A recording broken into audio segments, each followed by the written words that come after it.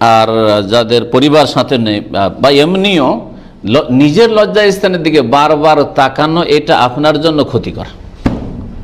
এটা স্বাস্থ্যগত কথা মনে রাখেন, শরীয়তগত বলছি না।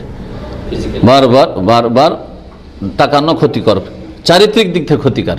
হ্যাঁ, ফিজিক্যাল মানে দৈহিক না, চারিত্রিক দিক থেকে।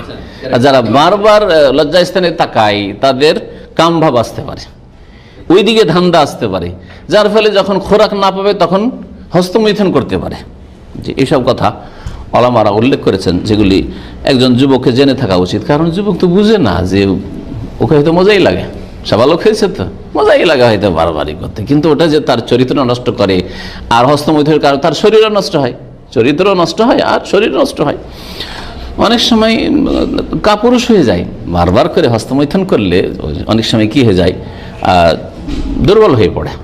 দুর্বল মানে কি একেবারে অকেজো হয়ে যায়।